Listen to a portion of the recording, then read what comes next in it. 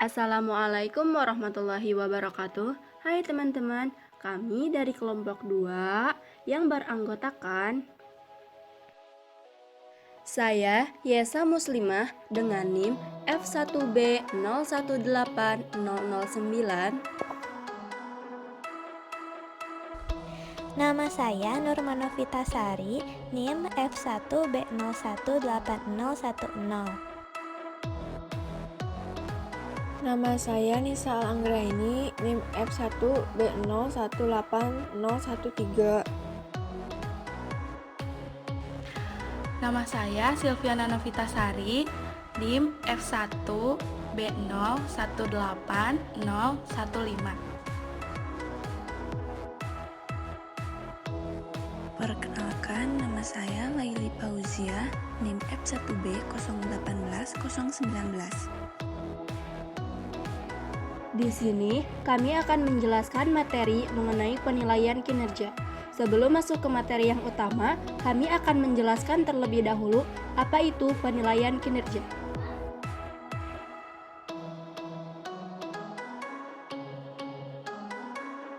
Menurut Mondi Nu, penilaian kinerja adalah tinjauan formal dan evaluasi kinerja individu atau tugas tim.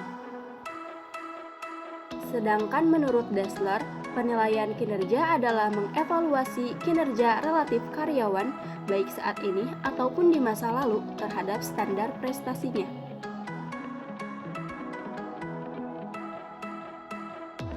Adapun tujuan penilaian kinerja adalah menghasilkan informasi yang akurat dan valid berkenaan dengan perilaku dan kinerja anggota organisasi. Semakin akurat informasi yang diperoleh, semakin besar potensi nilainya terhadap organisasi. Secara khusus, tujuan penilaian kinerja ini tidak lain adalah untuk evaluasi dan pengembangan, baik pengembangan individu maupun pengembangan organisasi.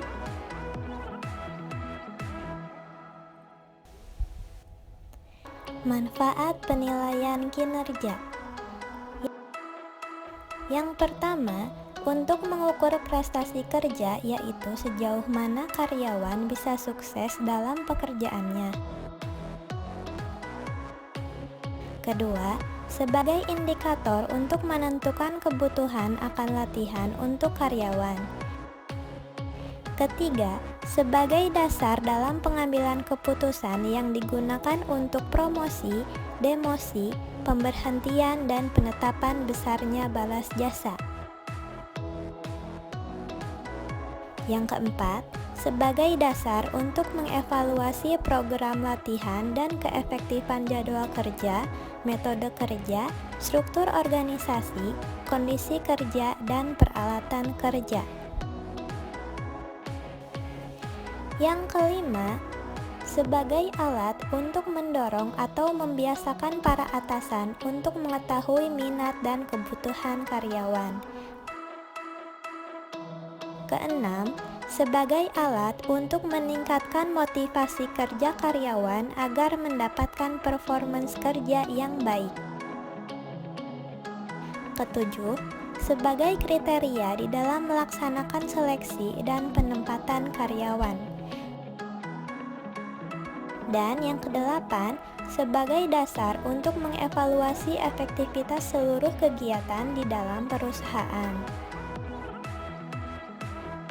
Syarat-syarat dalam penilaian prestasi kerja. Yang pertama, relevan. Syarat ini menegaskan bahwa suatu sistem penilaian prestasi kerja hanya mengukur hal-hal yang berhubungan atau berkaitan langsung dengan prestasi kerja dalam suatu jabatan tertentu. Yang kedua, ada acceptable. Syarat ini menunjukkan bahwa penilaian prestasi kerja harus dapat diterima dan dimengerti baik oleh penilai maupun yang dinilai. Yang ketiga, ada reliable. Syarat ini menegaskan bahwa suatu sistem penilaian prestasi kerja harus dapat dipercayai serta mempunyai alat ukur yang dapat diandalkan, konsisten dan stabil. Yang keempat, sensitif. Penilaian prestasi kerja harus mempunyai kemampuan, kepekaan untuk membedakan tenaga kerja yang efektif dan tenaga kerja yang tidak efektif. Yang terakhir, yang kelima, praktis. Syarat ini menghendaki agar suatu sistem penilaian pekerjaan harus praktis dan mudah dilaksanakan, baik menyangkut administrasi, interpretasi, serta tidak perlu biaya yang besar. Metode-metode penilaian kinerja. Yang ke-1, metode rating scale. Metode ini menggunakan skala untuk menilai kinerja karyawannya. Misalnya, dari skala memuaskan hingga tidak memuaskan, ataupun dari skala sangat baik hingga sangat buruk. Skala penilaian tersebut biasanya dikonversi ke nilai angka seperti 5 sangat baik, 4 baik, 3 cukup, 2 buruk, dan 1 sangat buruk. Kedua, metode checklist. Metode penilaian kinerja yang terdiri dari serangkaian standar kerja yang berbentuk pernyataan dengan pertanyaan dan jawabannya atau tidak. Jika karyawan yang bersangkutan memenuhi kinerja yang disebutkan dalam pertanyaan checklist, maka akan diberikan tanda centang atau tanda kali pada kolom ya. Sebaliknya, jika karyawan yang bersangkutan tidak memenuhi kinerja yang dimaksud, maka tanda centang atau tanda kali akan diberikan pada kolom tidak. Ketiga, metode critical incidents, metode penilaian yang memusatkan perhatiannya pada perilaku kritis atau insiden kritis, baik perilaku atau insiden yang positif maupun perilaku atau insiden yang negatif. Dengan metode ini, pengevaluasi atau dalam hal ini adalah seorang manajer harus terus-menerus mencatat insiden atau perilaku bawahannya baik positif maupun negatif. Yang keempat, metode esai.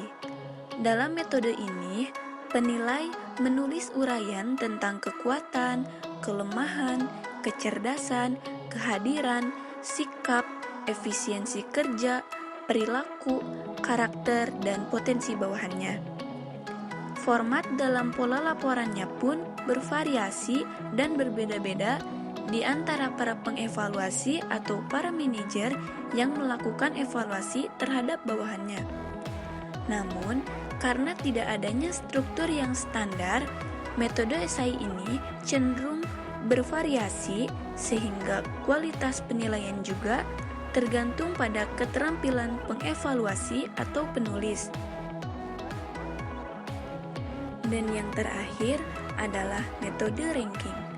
Metode penilaian yang membandingkan satu karyawan dengan karyawan lainnya, kemudian diurutkan berdasarkan peringkatnya. Karyawan-karyawan tersebut diberikan peringkat atau ranking dari yang tertinggi hingga yang terendah atau dari yang terbaik hingga yang terburuk. Metode ranking ini akan sulit dilakukan apabila terdapat 2 atau lebih karyawan yang memiliki kinerja yang hampir sama atau sebanding. Hambatan-hambatan dalam penilaian kinerja. Yang pertama, halo efek. Kendala ini muncul ketika orang yang dinilai memiliki hubungan dengan karyawan yang dinilai.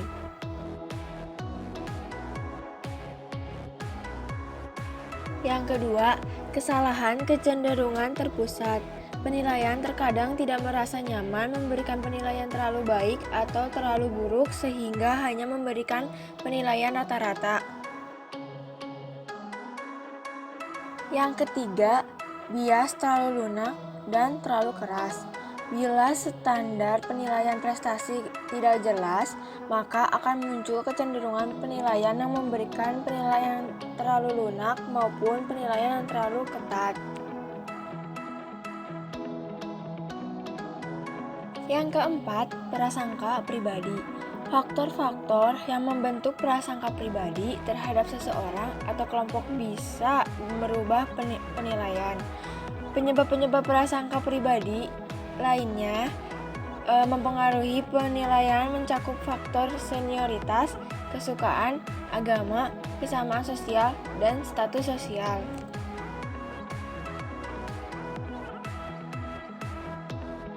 Yang terakhir atau yang kelima, pengaruh kesan terakhir. Kesan terakhir terkadang memberikan pengaruh yang dominan dalam proses penilaian. Bila suatu pekerjaan atau tugas terakhir, maka penilaian akan baik pula. Namun, jika berakhir buruk, maka keseluruhan penilaian akan menjadi buruk.